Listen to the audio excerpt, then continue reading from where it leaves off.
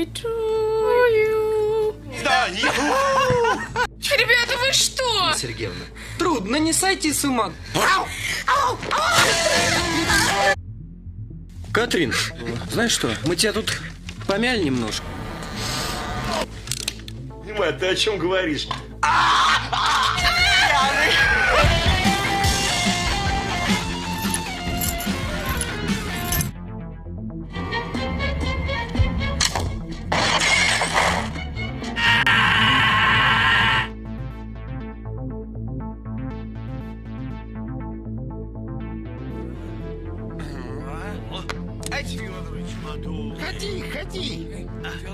Di awal film, kita akan diperkenalkan dengan seorang kakek yang diketahui bernama Ivan. Lalu kita diberitahu bahwa ternyata Ivan bukanlah seorang kakek biasa.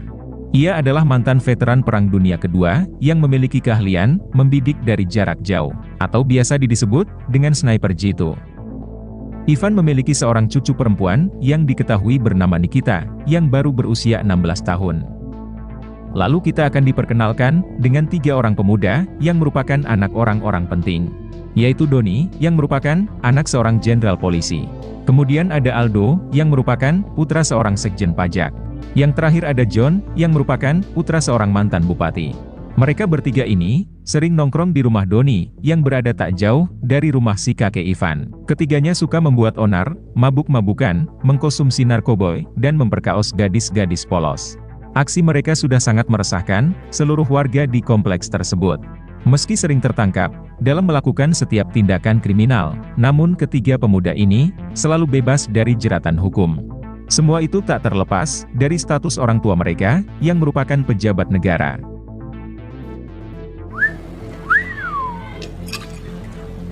Омс, почему облом?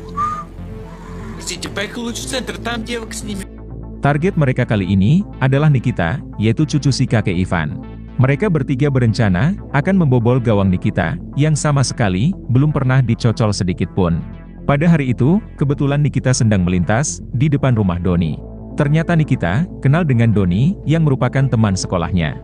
Kemudian, Doni dan Aldo menghampiri Nikita dan mengajaknya singgah ke rumah Doni yang sedang merayakan ulang tahun. Awalnya Nikita menolak, karena ia tidak terbiasa berpesta, tanpa meminta izin dulu, kepada kakeknya. Namun karena mereka berdua, memohon pada Nikita sambil berlutut, Nikita pun akhirnya luluh, dan setuju untuk singgah sebentar. Прекрасно, а можно еще раз? А можно еще раз? Дело в том, что у него сегодня день рождения. И Меня ждет 5 минут, дедушка. Катюша. Нет! Ну, Катя. Нет, не Tanpa Nikita sadari, ia sudah masuk dalam jebakan dari ketiga pemuda ini, yang sudah lama berniat ingin mencocolnya secara bergantian. Setelah bergabung dengan mereka, John terus-menerus mencekoki Nikita dengan miras. Nikita tak kuasa untuk menolak, karena ia terus didesak oleh ketiga pemuda bejat ini. Kemudian, mereka menyuruh Nikita menyanyikan lagu ulang tahun untuk Doni. Ketika Nikita sedang fokus bernyanyi, Aldo malah memasukkan obat bius ke dalam minuman Nikita. Birthday to you. в этом бокале. Мне это много.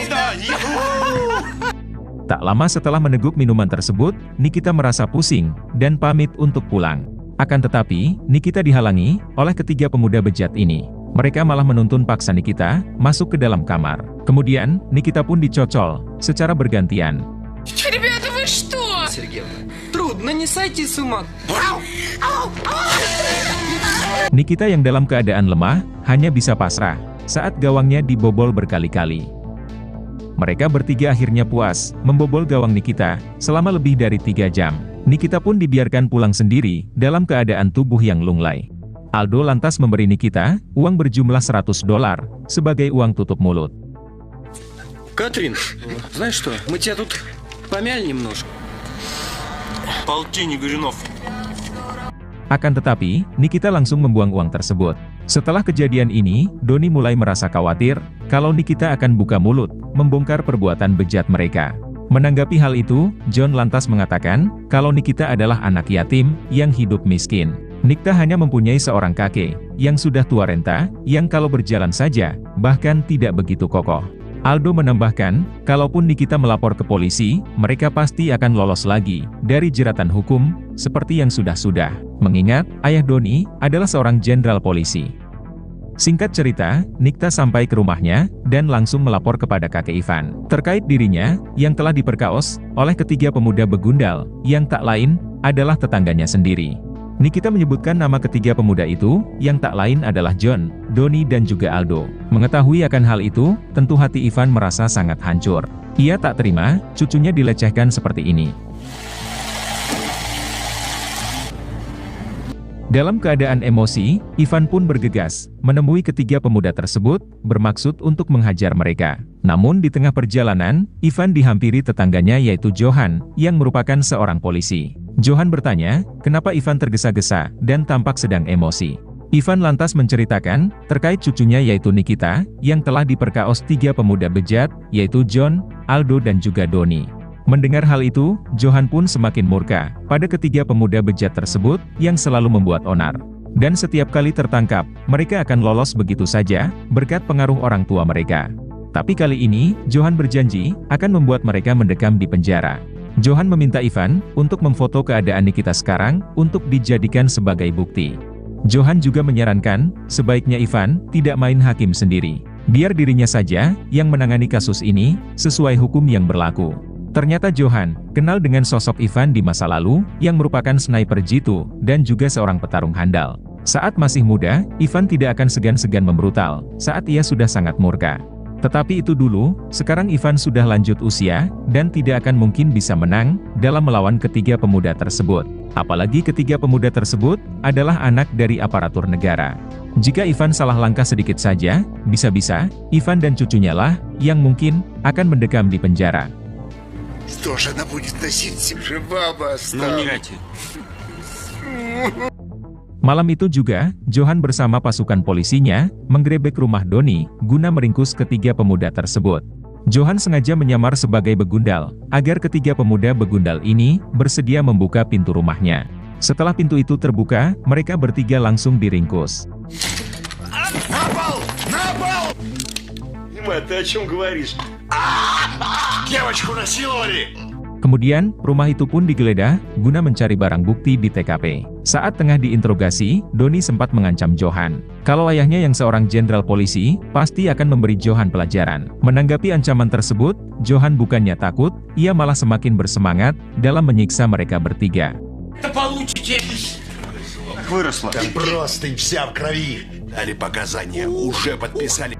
Di dalam kamar Doni, polisi menemukan selimut yang terdapat bercak darah dari gawang Nikita, termasuk DNA ketiga pemuda bejat ini. Dengan adanya bukti yang sangat kuat tersebut, seharusnya tidak ada lagi hambatan untuk menjebloskan mereka bertiga ke penjara dalam kurun waktu yang sangat lama. Namun saat akan digiring ke kantor polisi, datanglah ayah Doni yang seorang jenderal polisi.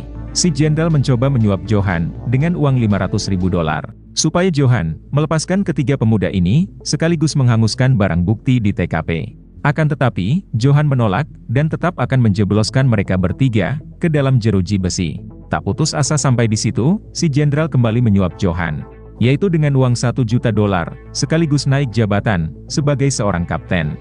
Johan yang hanya manusia lemah, pada akhirnya termakan suapan dari si jenderal. Demi uang dan jabatan, Johan rela melanggar prinsipnya sendiri sebagai seorang polisi jujur dan berdedikasi tinggi. Sehingga lagi dan lagi, ketiga pemuda bejat ini melenggang bebas dari jeratan hukum. Это от вас зависит, капитан. Я тебе такое устрою, сучок. Вешалка. Berpindah ke Ivan, yang terlihat sangat tegang, menunggu keadilan untuk kasus cucunya, yang sudah ia percayakan kepada Johan, tetangga sekaligus sahabat baiknya. Sedangkan Nikita, pasca diperkaos secara bergantian, ia mengalami trauma berat, yang berujung depresi, dan hanya mengurung diri di kamar.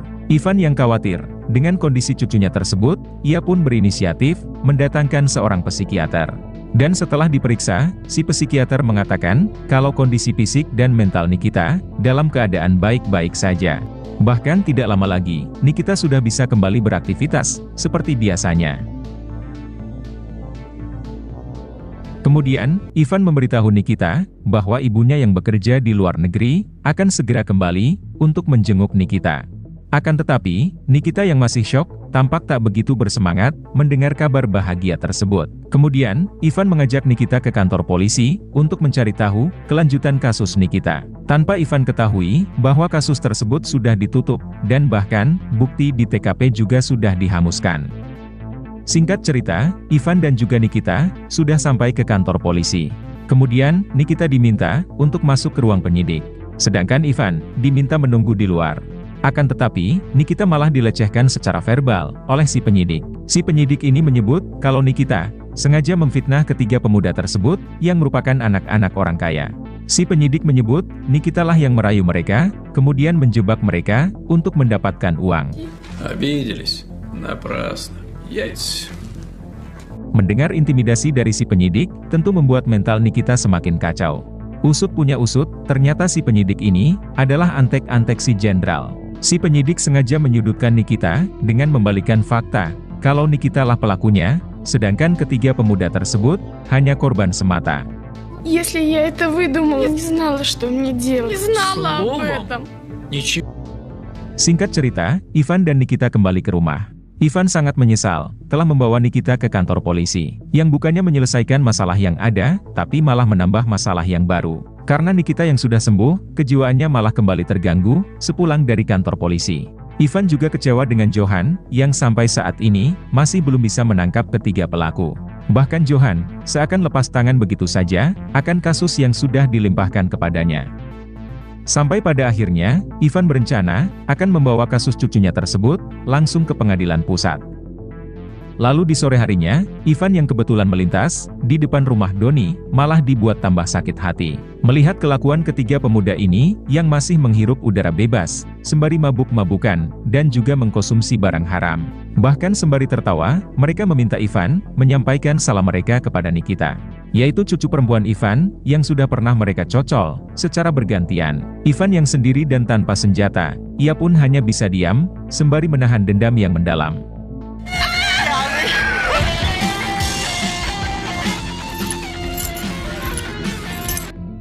Singkat cerita, Ivan mendatangi seorang jaksa yang bertugas di pengadilan pusat. Bahkan, Ivan sengaja memakai seragam berikut dengan beberapa medali. Tanda penghargaan Ivan terima berkat jasanya yang begitu besar dalam membela negara ini. Dengan begitu, Ivan berharap si jaksa akan memberikan keadilan bagi cucu perempuannya yang teraniaya. Akan tetapi, si jaksa tidak bisa membantu Ivan karena kasus tersebut sudah resmi ditutup. Dan jika Ivan bersikeras membuka kembali kasus ini, maka kemungkinan besar cucu perempuan Ivan lah yang akan mendekam di penjara. Karena dari beberapa bukti yang ada, mengarahkan kalau Nikita lah yang telah merayu dan menjebak ketiga pemuda tersebut, yaitu dengan tujuan untuk mendapatkan uang. Mengingat Ivan dan cucunya sedang mengalami masalah ekonomi. Mendengar hal itu, putus sudah harapan Ivan untuk mencari keadilan di negeri ini. Saat Ivan beranjak pergi, si jaksa malah menasehati Ivan agar sebaiknya Ivan berhenti memanfaatkan cucunya yang cantik untuk mendapatkan uang dengan mudah dari para pemuda kaya raya. Mendengar hal itu, tentu Ivan marah dan tersinggung, dan langsung pergi dari sana. Вот, заплатите. Придет ранец. Putus asa mencari keadilan lewat jalur hukum, pada akhirnya, Ivan memutuskan mencari keadilan dengan memakai caranya sendiri, yaitu memberi pelajaran berharga kepada ketiga pelaku kebal hukum yang telah memperkaos cucu perempuannya. Namun Ivan tidak mungkin mampu beraksi dengan tangan kosong, mengingat faktor usia Ivan yang sudah tidak lagi muda. Satu-satunya cara, yaitu menggunakan senjata laras panjang yang menjadi keahlian Ivan. Tapi untuk mendapatkan senjata, tentu Ivan membutuhkan uang yang banyak. Sampai pada akhirnya, Ivan memutuskan menjual tanah kebunnya untuk mendapatkan uang dalam membeli senjata. Тут и родился.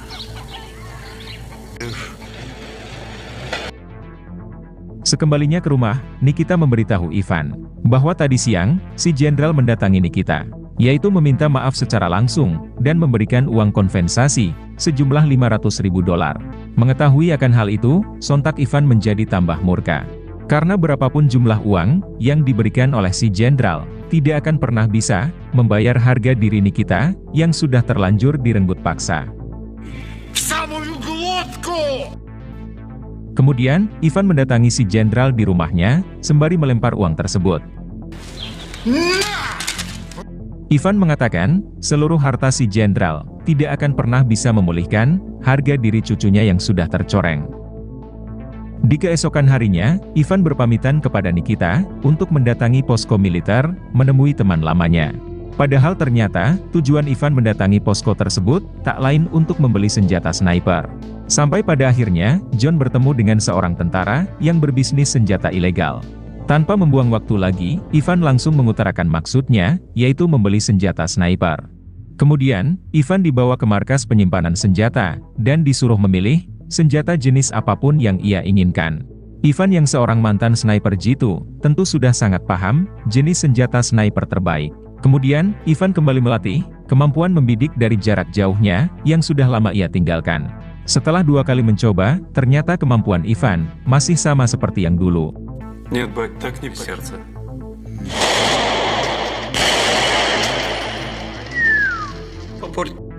Bahkan, para tentara ini dibuat kagum dengan kemampuan Ivan yang di atas rata-rata. Setelah berhasil membeli senjata tersebut, Ivan pun kembali ke rumah. Sementara kondisi Nikita juga sudah membaik, bahkan sudah bisa tersenyum manis seperti dulu. Nikita mengatakan kepada Ivan kalau ia sudah ikhlas atas apa yang menimpa dirinya. Nikita ingin melupakan masa lalu dan melanjutkan hidup dengan damai. Mengetahui akan hal itu, Ivan turut senang mendengarnya. Namun Ivan tetap pada rencananya, yaitu menghabisi para pelaku yang telah memperkaos cucu kesayangannya. Agar tidak ada lagi gadis miskin dan polos seperti Nikita yang menjadi korban para begundal tersebut. Ivan masih belum bisa ikhlas melihat para begundal tersebut menghirup udara bebas dan kembali membuat onar.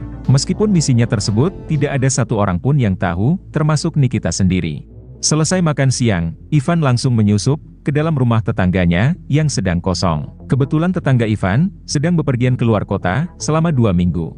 Dan kunci rumah tersebut, si tetangga titipkan kepada si Ivan. Sehingga dengan kunci tersebut, Ivan bisa dengan leluasa menyusup ke dalam rumah tetangganya itu. Karena dari rumah tersebut adalah titik yang tepat untuk membidik para targetnya. Apalagi ketiga begundal tersebut sering nongkrong sembari minum-minum di teras loteng apartemen Doni. Setelah mendapatkan posisi yang tepat, Ivan pun berencana akan memulai aksinya malam ini.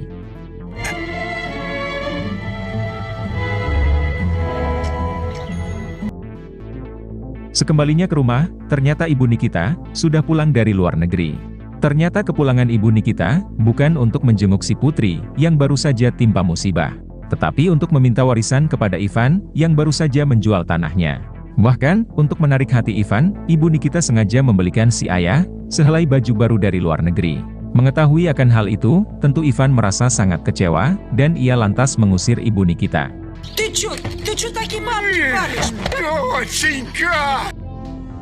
Di malam harinya, Ivan menyusup lagi ke dalam rumah si tetangga. Akan tetapi, misi Ivan malam ini harus ditunda, karena para begundal tersebut sedang tidak berada di rumah Doni. Kemudian, Ivan menitipkan senjata snipernya di dalam rumah tetangganya tersebut.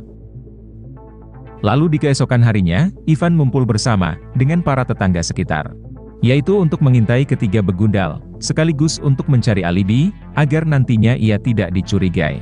Setelah melihat para begundal itu pulang, Ivan langsung mengarah ke rumah tetangganya, yaitu secara diam-diam, tanpa disadari oleh para tetangganya, yang sedang fokus bermain catur. Setibanya di rumah tersebut, Ivan langsung bersiap-siap untuk membidik target pertamanya, yaitu Aldo. Kebetulan, Aldo sedang memangku botol minuman. Ivan berencana akan mendidik botol minuman tersebut, agar pecahan belingnya akan melukai burung Aldo. Tentu kejadian ini akan terlihat seperti sebuah kecelakaan, dan inilah aksi Ivan.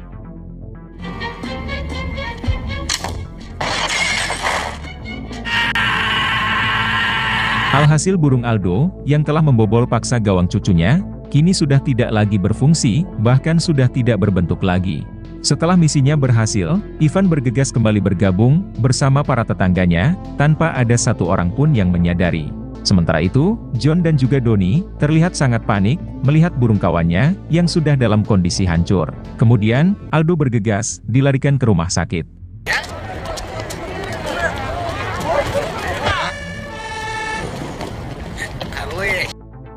Beberapa jam setelah itu, si jenderal mendatangi Doni dan John. Bertanya perihal kronologi, kenapa burung Aldo bisa hancur. Doni dan John lantas menjelaskan, botol minuman yang dipangku oleh Aldo, tiba-tiba saja meledak, dan melukai burung Aldo. Mereka berdua menduga kalau ini salah Aldo sendiri yang tidak berhati-hati dalam memegang botol minuman tersebut. Akan tetapi, si Jenderal merasa kejadian ini terlihat sangat aneh dan tidak biasa terjadi. Si Jenderal justru merasa kejadian ini seperti sebuah kesengajaan. Dan pelaku yang dicurigai si Jenderal tak lain adalah kakek Nikita, yaitu Ivan. Пытаюсь выяснить. Lalu di keesokan harinya, si Jenderal menugaskan Johan untuk menginterogasi Ivan. Johan lantas bertanya kepada Ivan, sedang berada di mana dirinya saat terjadi kecelakaan yang menimpa Aldo. Ivan lantas menjawab kalau ia sedang ngumpul bersama para tetangganya, sembari menonton permainan catur. Pengakuan Ivan itu diperkuat dengan pengakuan para tetangga yang melihat Ivan bersama mereka. Johan yang sudah menjadi antek-antek si Jenderal, ternyata juga berpikiran sama. Bahwa yang terjadi pada Aldo adalah ulah Ivan, yaitu sebagai bentuk balas dendam. Apalagi Johan mengetahui kalau Ivan adalah seorang mantan sniper jitu. Akan tetapi, Johan tidak bisa menuduh Ivan sembarangan karena ia tidak memiliki bukti. Adegan berpindah pada seminggu kemudian, yang dimana John mendapat kado ulang tahun dari ayahnya si Sekjen Pajak, yaitu sebuah mobil baru. Kemudian, John masuk ke dalam mobil baru dan bersiap untuk pulang. Kesempatan itu lantas digunakan oleh Ivan untuk memulai aksi keduanya. Ivan sengaja menembak tangki mobil John, yaitu agar terlihat seperti kesalahan teknis mesin mobil biasa.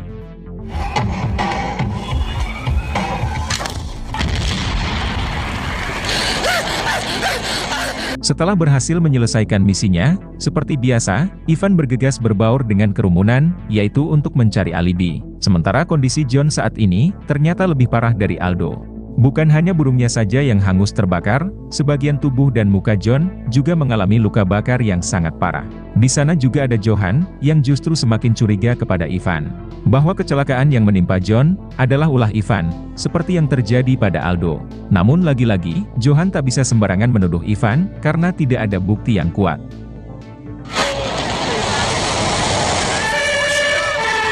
Berpindah ke si Jenderal, yang semakin curiga, kalau kecelakaan yang menimpa John dan Aldo, adalah ulah kakek Nikita, yaitu Ivan.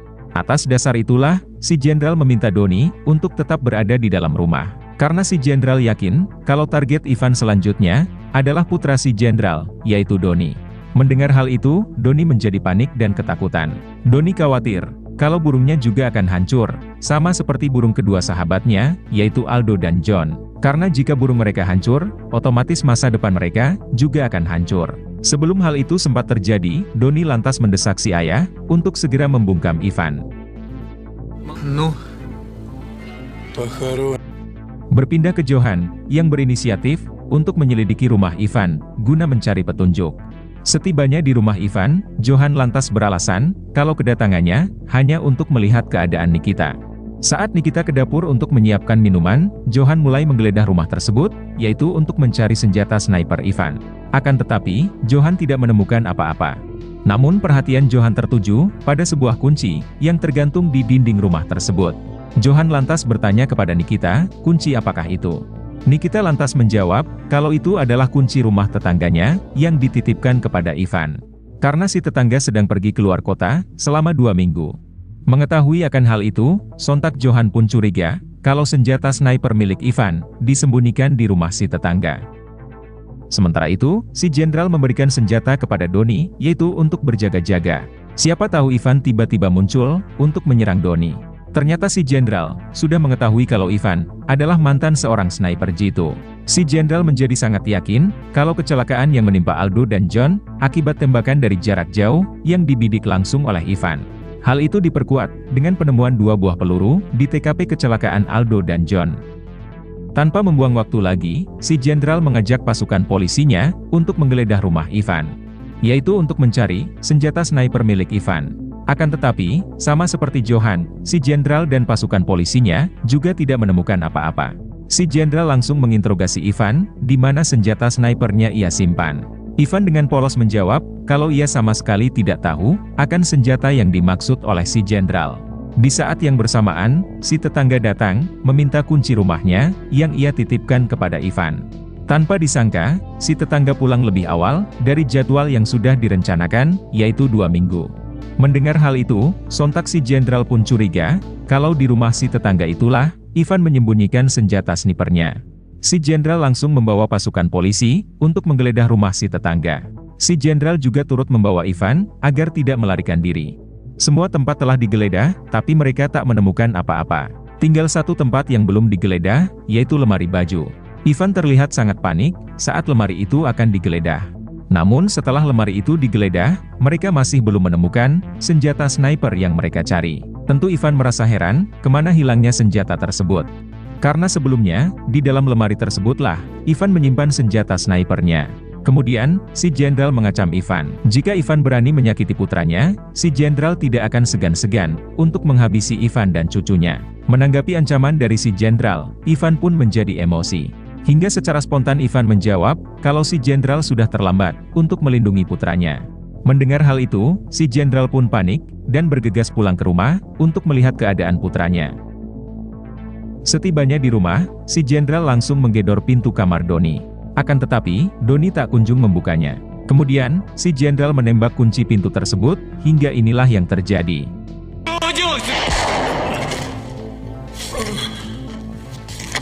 Doni menembak ayahnya sendiri, yang ia kira adalah Ivan, yang datang untuk menghabisinya.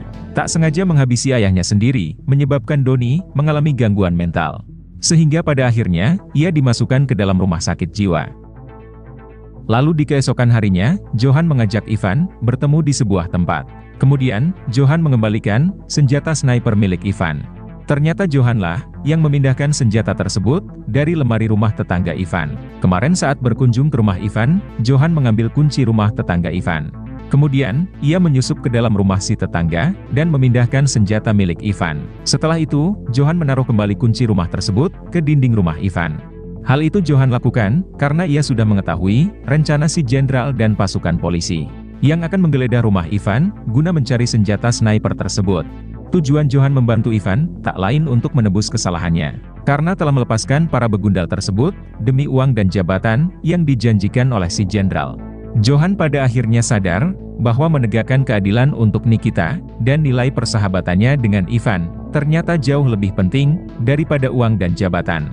Setelah misi balas dendam Ivan selesai, film ini pun ikut selesai.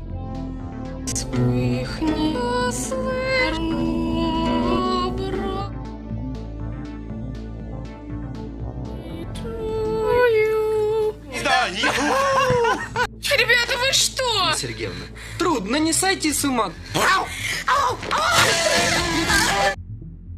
Катрин, знаешь что, мы тебя тут помяли немножко. Мать, ты о чем говоришь?